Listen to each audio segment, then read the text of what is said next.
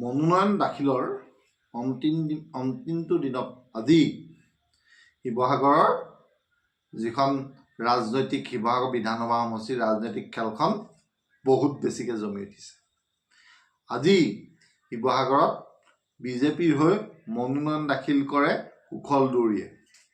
ইয়াৰ আগতে অগপ বিজেপি মিত্ৰজোঁটৰ প্ৰাৰ্থী হিচাপে প্ৰাক্তন মন্ত্ৰী তথা বিধায়ক প্ৰদীপ হাজৰিকাই মনোনয়ন ইতিমধ্যে দাখিল কৰি থৈছে। এতিয়া কোৱা হৈছে যে এই সমষ্টিটোত বন্ধুত্বমূলক প্ৰতিদ্বন্দ্বিতা হ'ব। এতিয়া আজি আমি পাতো আহক আজি হৈ যোৱা ঘটনা প্ৰবাহৰ কথা। আগৰ কথাখিনি হৈছে যে অসমৰ আটাইতকৈ শিৱসাগৰ সমষ্টিটো চৰ্চিত সমষ্টি হৈছে।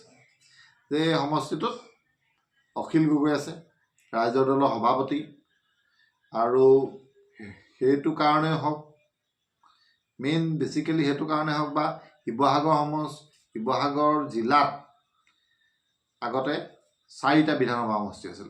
4টা বিধানসভা সমষ্টিয়ে আমগুৰি বিধানসভা সমষ্টিটো বিলুপ্তকৰণ কৰি পেলাই এতিয়া কেৱল 3টা বিধানসভা সমষ্টি শিৱসাগৰ, ডিমৌ আৰু নাজিৰা বিধানসভা সমষ্টি কৰা হ'ল। আৰু আমগুৰি বিধানসভা সমষ্টি আমগুৰি বিধায়ক এজন প্ৰদীপ হাজৰিকা থাকোঁতেই বিলুপ্তকৰণ হোৱাৰ কাৰণে প্ৰদীপ হাজৰিকা যথেষ্টভাৱে সমালোচিতও হৈছিলে। যি কি নহওক, শিৱসাগৰ বিধানসভা সমষ্টি হোৱাৰ পিছতে শিৱসাগৰ আমগুৰি বিধানসভা সমষ্টিটো দুফাল কৰি এটা ভাগ তাৰ শিৱসাগৰ বিধানসভা সমষ্টিত দিয়া হ'ল আৰু আনটো ভাগ নাজিৰা বিধানসভা সমষ্টিত দিয়া হ'ল।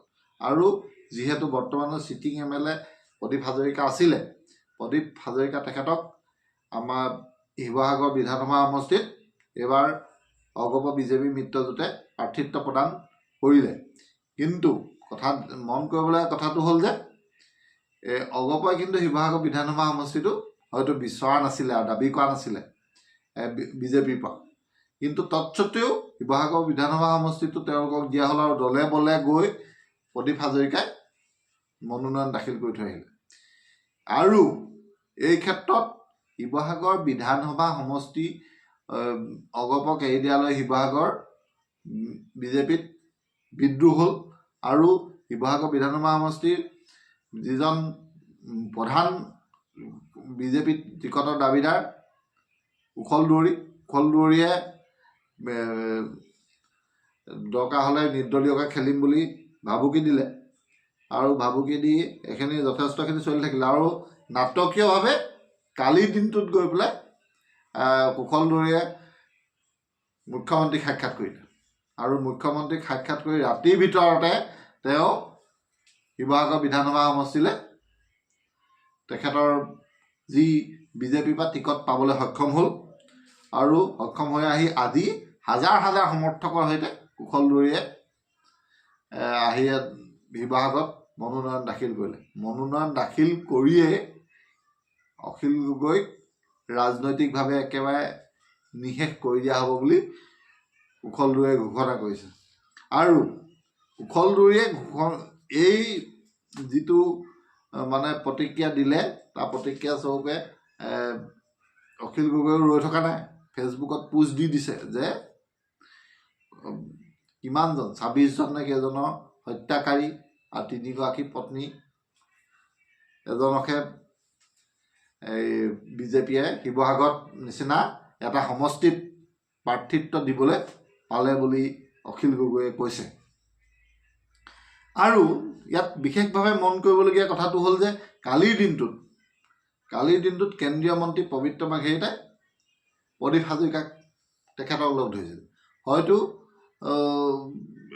এই যে কুশল দুৱৰীক যি প্ৰাৰ্থিত্ব প্ৰদান কৰা হৈছে বিজেপিৰ পৰা, সেইটো প্ৰদীপ হাজৰিকাক তেখেতৰ মনোনয়ন উইথড্ৰ কৰিবলৈ তেখেতে হয়তো ক'বও পাৰে। আৰু এই ক্ষেত্ৰত কিন্তু তেনেকুৱা কৈছে বুলি প্ৰদীপ হাজৰিকাই স্বীকাৰ কৰা নাই। কিন্তু এতিয়া যিহেতু ইয়াত বিজেপিয়ে মিত্ৰজোঁটৰ যি ধৰ্মটো পালন কৰা দেখা হোৱা নাই। কাৰণ ইয়াৰ আগতে অসমৰ কোনো বিধানসভা সমষ্টিৰে বন্ধুত্বমূলক প্ৰতিযোগিতা হোৱা নাই এতিয়ালৈকে। আৰু বাতৰিত ওলাইছে যে